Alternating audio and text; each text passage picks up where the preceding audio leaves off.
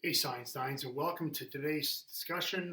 Topic 1.4 of the Space Exploration Unit, our solar neighborhood. Now, this is one of the few topics in this course that I literally would love to just have an entire course to be dedicated to. And this really, there's enough material that we could be spending months discussing the solar system. Unfortunately, we only get one kick at the can, so I'll do what I can to kind of cover it all for you in our Coles Notes version here of the solar system.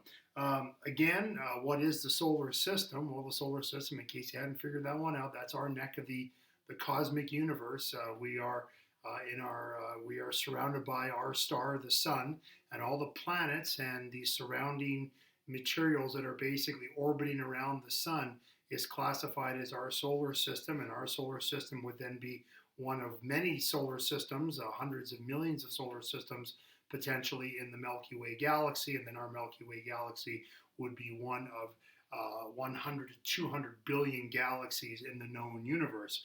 So yeah, we are very much, the solar system is a vast place, but in the realm of the universe, it is just a very small. It's like going over to your neighbor's house. It really isn't that far of a distance at all if you're talking in the vast distances that comprise the universe. To put it in perspective, you've seen diagrams like this before of the solar system, and it's very difficult to get an actual sense of the distances between the planets. And obviously, this is not anywhere close to being to scale, but just how big is the sun compared to the rest of the solar system?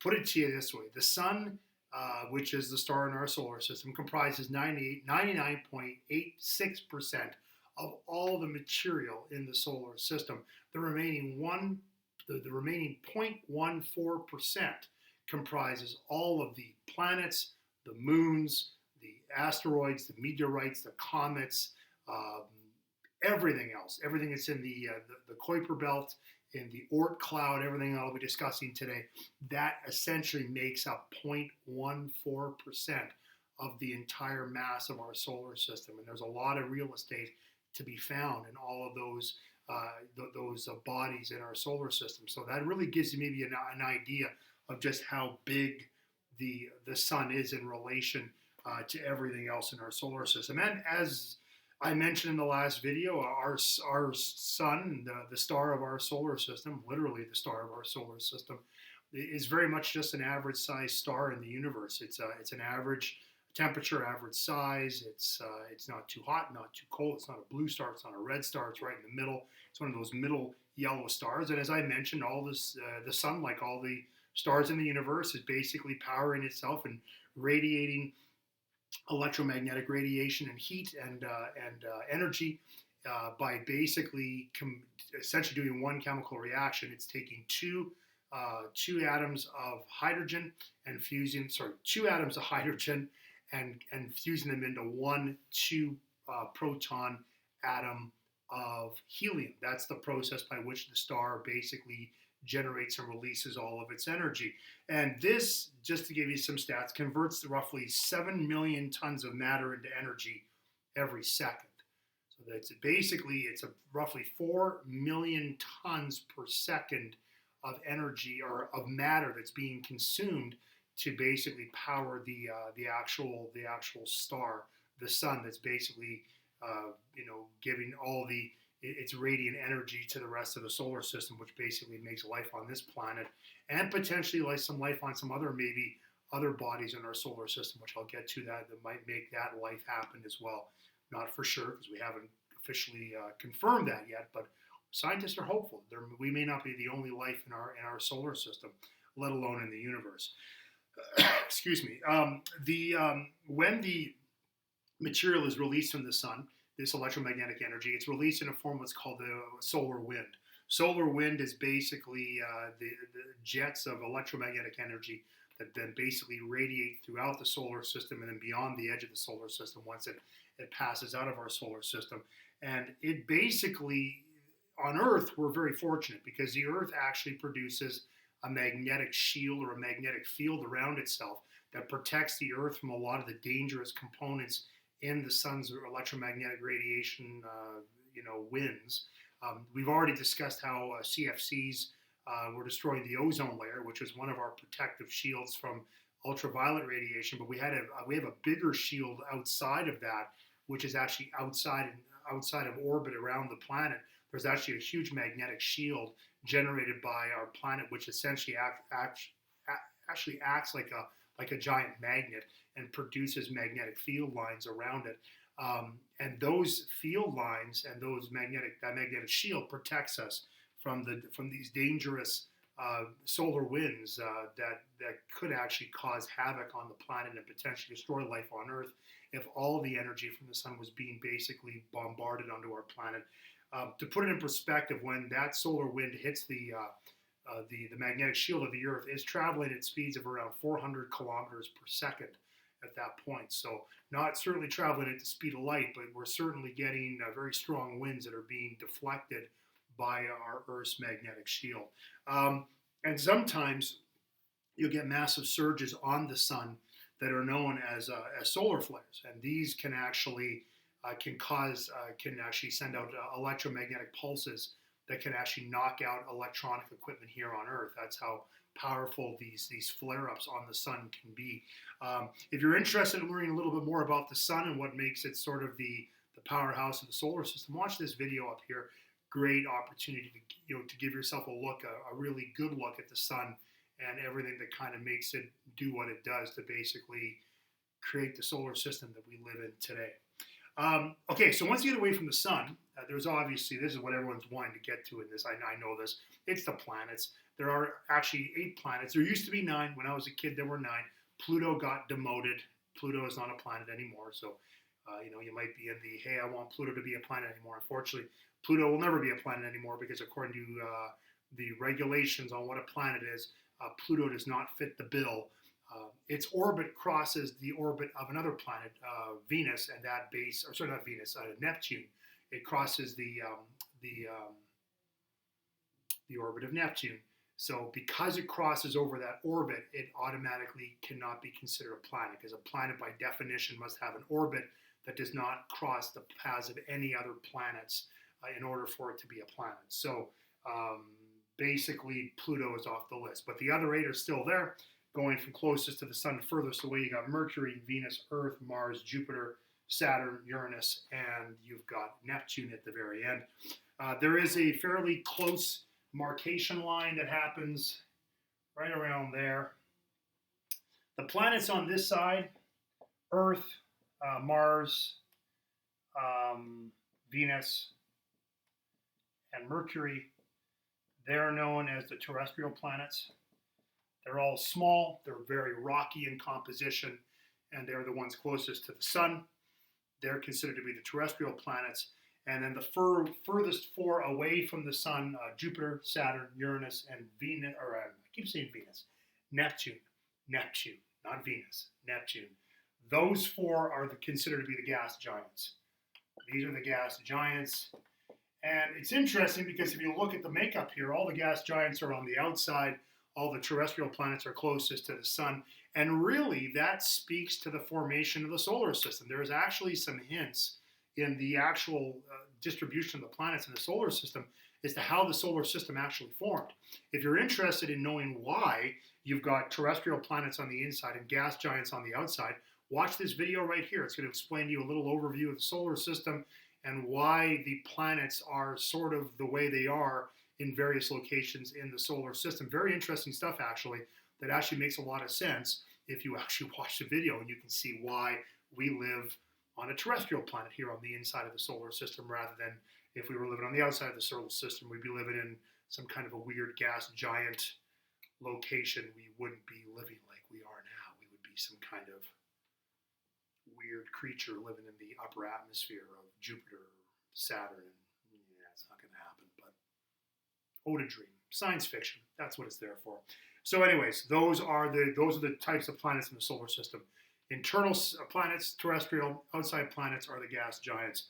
Let's take a look at them a little bit more closely. I'm going to go a very quick overview. I'm not going to give you all the information here, but again, if you want some information based on some general information, the slides have got lots of information on them as well. And you can certainly, I'm not going to give you the links for them, but every one of these slides, if you're on my notes, every planet has on the title has a link. If you click on the title link on that slide page, it's going to give you a video about that planet. If there's a specific planet you want to have information about, by all means, if you've got the notes open, click on the link on the title of each of those planets. That'll give you a specific video for each of those planets. Yeah, but I'm not going to give you all the links for all of them because there would just be too many links to put in one of my YouTube videos. So just so you know, that's why I'm not going to be giving you links to each of the planets, but they are located in the notes, and all of these links, of course, are available on my website, bautestein.wixsite.com/mchs. You can find all the links for all the planets and all the videos there if you're so interested. Okay, let's take a peek.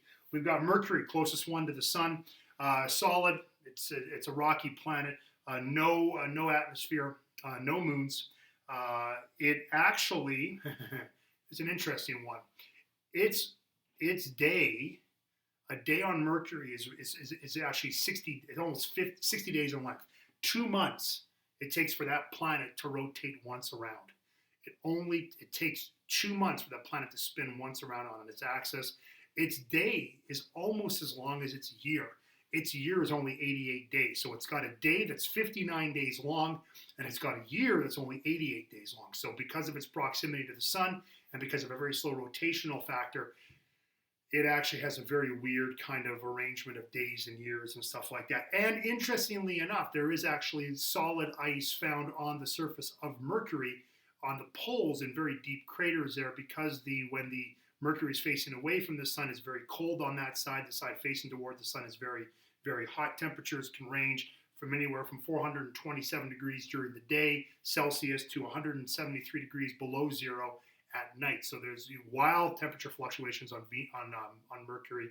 Apparently every planet I'm going to be calling Venus now in this unit, but in Mercury it's got wild fluctuations, and the craters in the North Pole and on the South Pole of Mercury are deep enough and are always in the shade that there's actually there's frozen ice in those craters. So if you can imagine, there's actually ice on the surface of Mercury, which sounds really weird because it's so close to the sun, and it's generally considered to be one of the hottest planets of the solar system. It's not the hottest. I'm going to get to the hottest planet here in a couple seconds, and I'll explain why it's hotter than actual Mercury.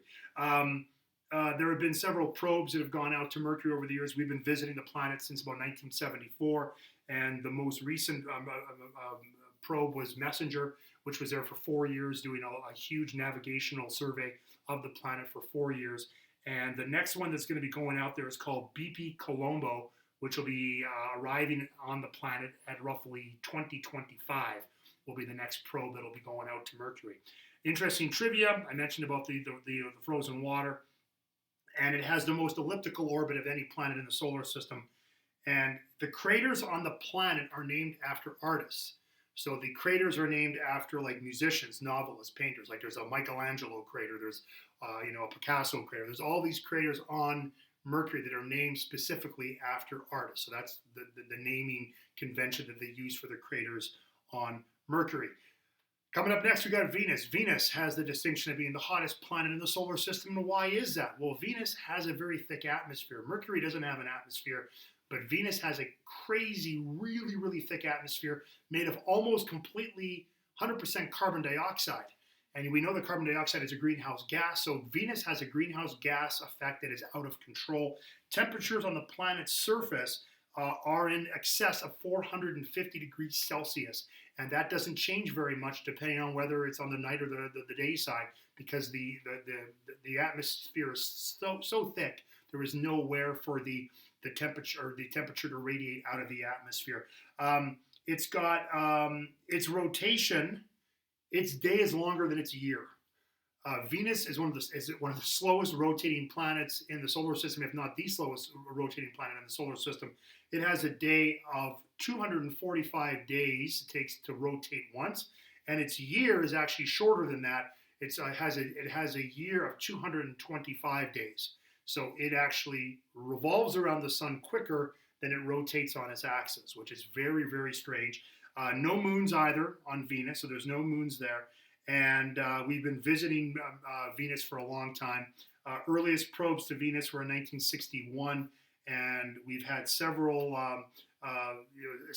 probes. There's one right now that's out there called Ataksui, Atak, Ataksuki, I think is how you say it. Ataksuki, which has been out there since 2015, and it's still mapping the planet as we speak. Probably one of the more famous, um,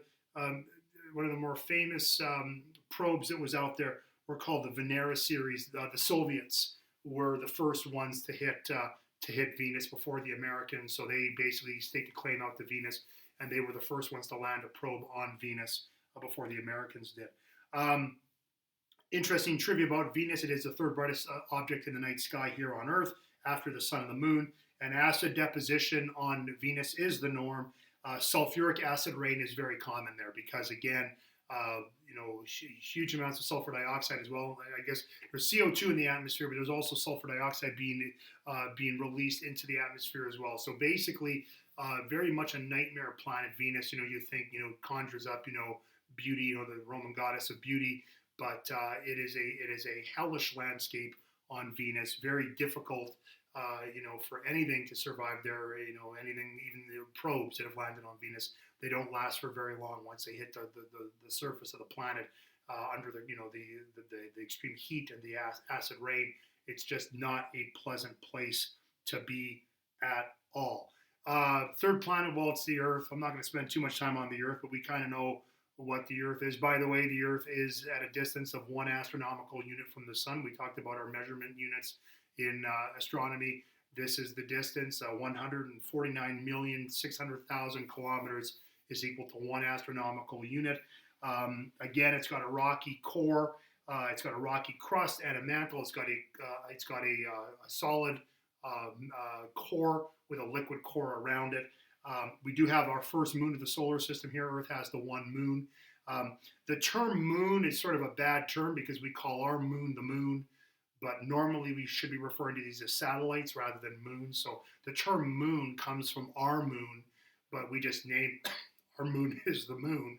It would be like saying, well, the moon of Jupiter is Io, so all, because of that, all satellites should all now be called Io in the solar system. So the appropriate term would be more of a natural satellite.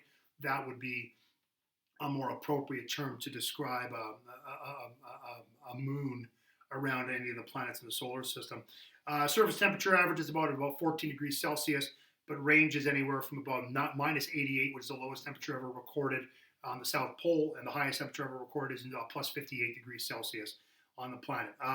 It's the largest of the inner planets, Earth, and it's the only planet in the solar system not named after a Roman god or goddess. All the other planets in the solar system are named after Roman gods or goddesses. The Earth is the exception to that rule. All right, let's move on to Mars, the last of our terrestrial planets before we head out toward the gas giants. Mars has 2 moons, Phobos and Deimos.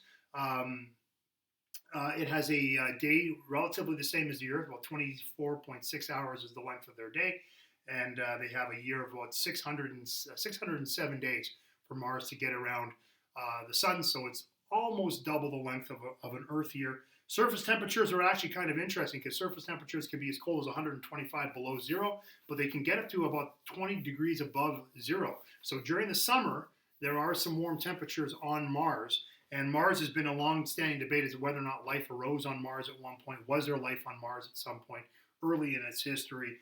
And that is an ongoing debate because lots of probes have been sent to Mars and many more are going. We've been visiting Mars as early as 1964. The Mariner probes were the first ones to hit Mars.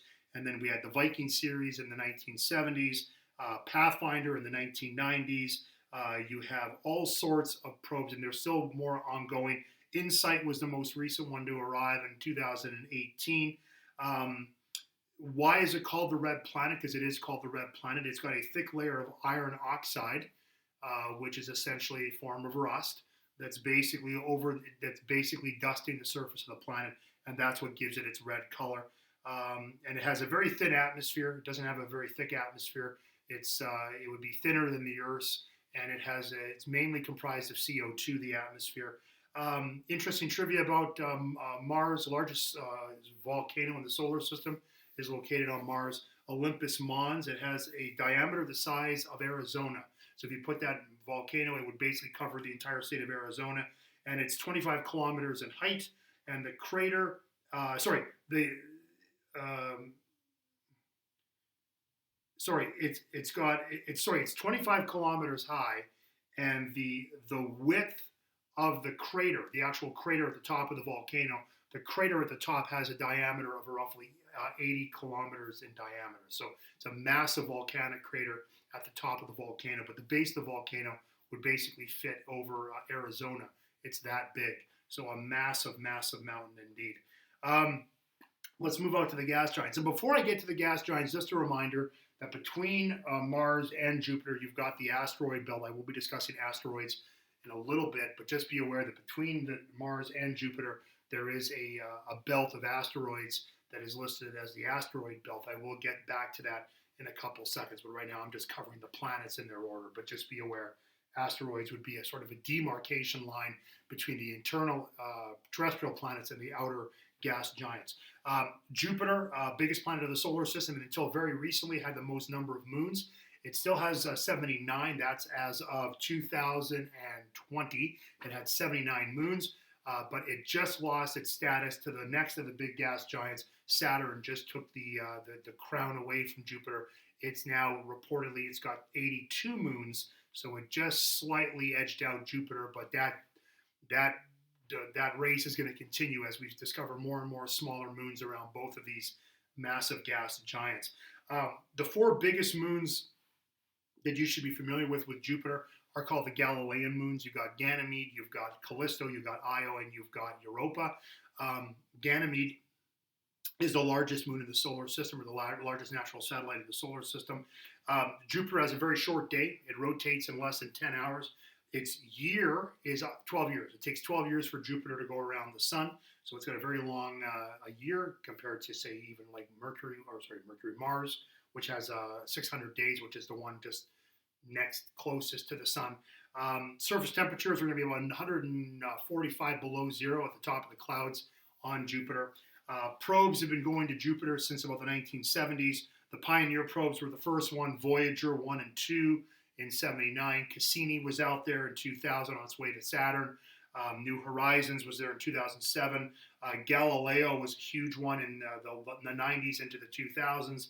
And the next one that's sort of slated, that's quite an exciting one, they're trying to get a probe out to the moons of Jupiter. That's going to be called the Jupiter Icy Probe Explorer, which is slated to get out to Jupiter by about 2030.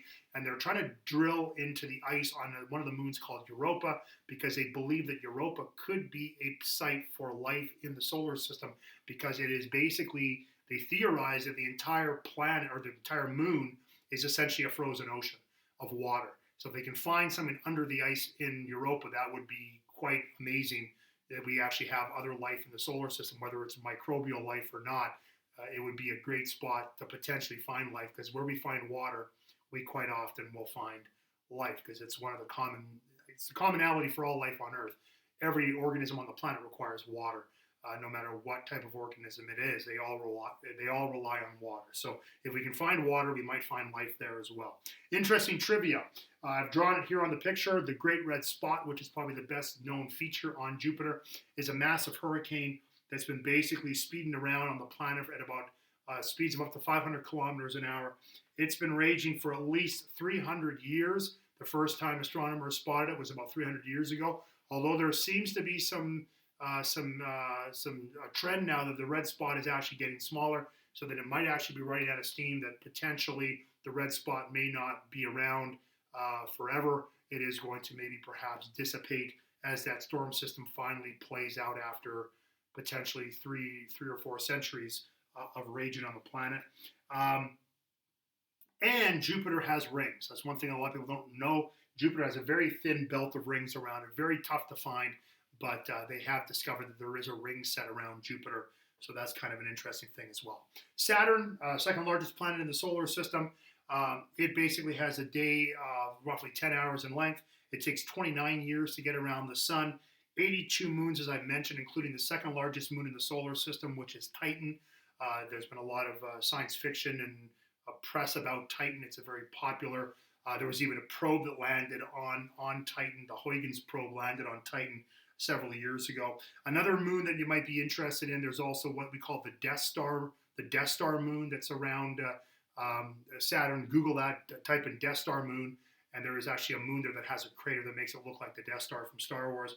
And there's also Enceladus, which is another moon that looks like it could be a potential spot for life in the solar system, where there seems to be liquid water below the surface. So again, if there's liquid water, could we find maybe some life underneath the moon layer there? There seems to be some liquid water coming out of Enceladus. Temperature of the clouds at the tops of the clouds about 178 below zero. Probes that have gone to Saturn, Pioneer did in 79, Voyager 1 did, Voyager 2 did, and most recently was the Cassini-Huygens probe that literally just finished up its 13-year mission in 2017, and they actually crashed the Cassini space probe into the clouds of Saturn to make sure that Cassini wouldn't crash on one of the moons, to perhaps pollute it with microbes from the planet of Earth, because again, that moon Enceladus looks like there could be a possible spot for life another spot for life in the solar system, and we didn't want Earth microbes to wind up on that moon by accident and then becoming an invasive species on a moon, because there is liquid water. Maybe the microbes from Earth could survive there because the conditions could be right, and that would kind of impact a body in the solar system. So that was kind of an interesting thing, that they actually crashed the probe into Saturn to prevent it from being a source of contamination in the Saturn moon. So, because really, Saturn and Jupiter are like solar systems unto themselves. They have 79, 82 moons. They're like little mini solar systems within our solar system. Interesting trivia: Saturn is the least dense planet in the solar system. If you could fit it into a bathtub, a big bathtub, it would actually float. Believe it or not, it's got a density of less than water.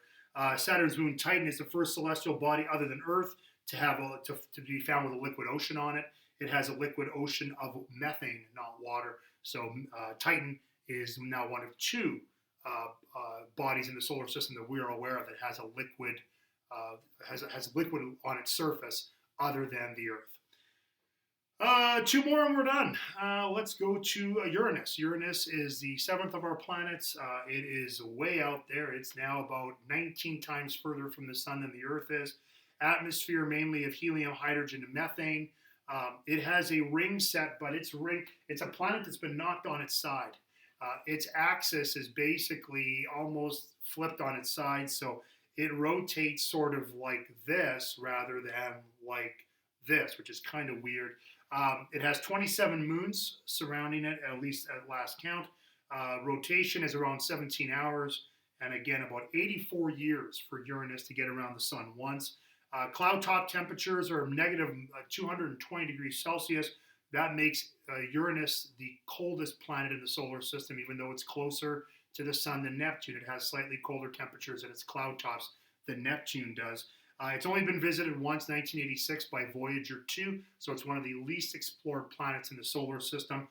Interesting trivia, again, it has that axis tilt of roughly 98 degrees. This means that its rotation, its ring system, and its moons are all flipped sideways.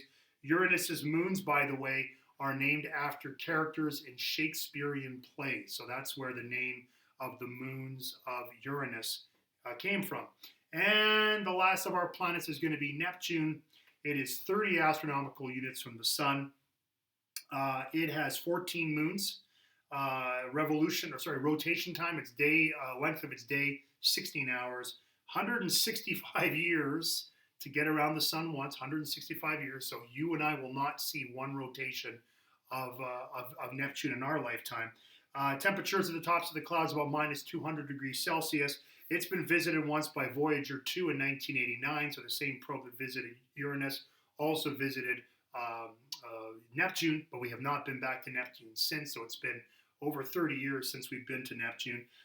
Like other gas giants, Neptune does have a ring system, so all three of our gas giants have a ring system.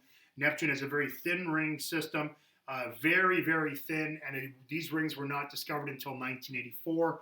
Very, very tough to spot these rings, so It's got a very thin ring system like Jupiter. So that's one thing that all the gas giants do have in common, is they all have ring systems around them as well. And they, generally speaking, have way more moons than the terrestrial planets do as well. As you can see, the three terrestrial moons between the four of them, they only have three moons.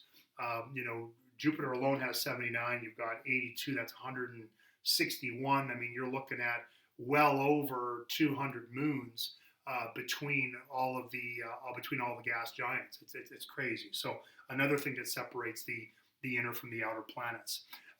So what else can we find in our solar system other than the planets and the sun? Well, we obviously have asteroids, the asteroid belt, which I mentioned.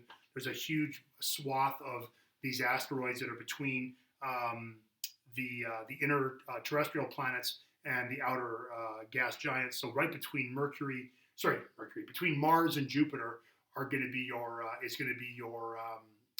asteroid belt.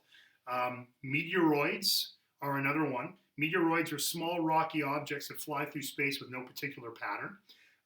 If one enters the Earth's atmosphere, a meteoroid then becomes a meteor. So if it enters the Earth's atmosphere, if it's in space, we call it a meteor. A meteoroid. I can't even say it. Meteoroid. And then when it hits the Earth's atmosphere, we're going to call it a meteor.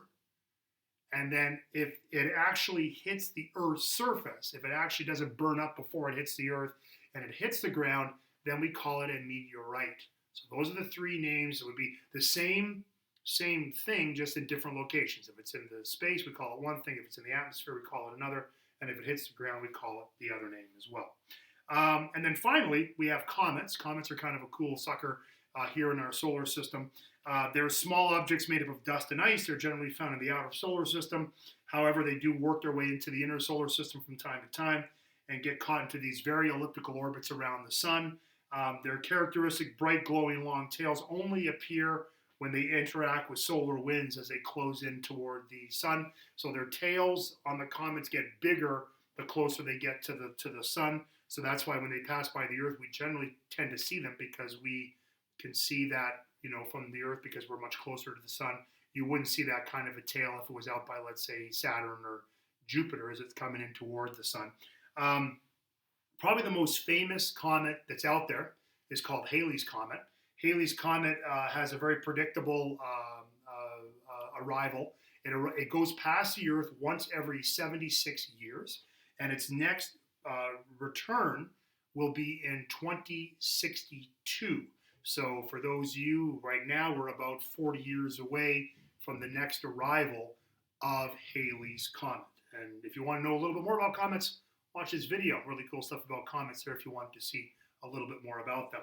And then finally, what happens when you get past out Neptune? You hit what's called the Kuiper Belt. The Kuiper Belt is a region similar to the asteroid field between Mars and Jupiter, but it is far bigger. It's about 20 times as wide as the asteroid belt, and it extends till about 50 astronomical units away from the sun.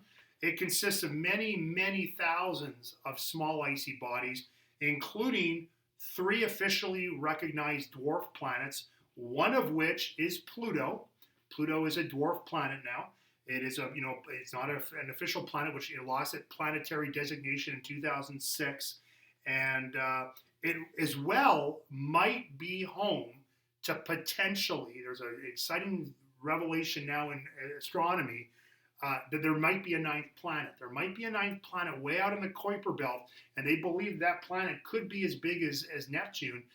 They're calling it Planet 9 for now. If you're interested about this mystery planet that may or may not be out in the Kuiper Belt, watch that video, and I'll show you the details about that mystery planet that may be out there lurking in the depths of the outer solar system. At the very edge of the solar system, beyond the Kuiper Belt, is what we call the Oort Cloud. The Oort Cloud is an extended shell of icy objects that exist in the outermost reaches of the solar system, and it can exist out to, scientists believe, up to 200,000 astronomical units away from the sun. That's about 3.2 light years away from the sun. That's about 3/4 of the way to our closest stellar a neighbor, which is Proxima Centauri, which is about 4.6 light years or 4.2 light years away. So are these neighboring stars have almost overlapping zones of Oort clouds around them, and this is basically a massive spherical kind of outer shell to the solar system. And once you get past that, then you're essentially out in the depths of interstellar space once you get past the edge of the Oort cloud. So yeah, that's sort of the end and the edge of the solar system. So that is our discussion about the solar system. And there's so much more to learn about the solar system, and I encourage you to do research, because we have a very fascinating stellar neighborhood here, and a lot of these these planets we talked about today, and a lot of these objects you can see from your own backyard. You can see like Jupiter and Saturn and Mercury and Venus and Uranus. You can see if you've got even a mild telescope. There's a lot of these objects that you can witness out of your own backyard. Even with a small pair of binoculars, you can see the rings on Saturn. There's a lot of astronomy that can be done just right in your own backyard. So I encourage you to get out there and explore your night sky if you have an opportunity to do so. But until you do that, here's a couple of homework assignments you can do to kind of firm up your knowledge about the solar system. I'd like you to work on questions 1 to 6 on page 400 of the Science in Action textbook. And as well, I'd like you to basically finish a worksheet entitled the Solar System Worksheet, where you're going to do some just a recap of some of the stats about each of the planets that we discussed here today. That is it for today. Next time, I'm going to be discussing the last of our topics for topic 1 in Unit E. I'll be describing the position of objects in space. Kind of an interesting one to discuss next, because this will be allowing you to discover how would you find something.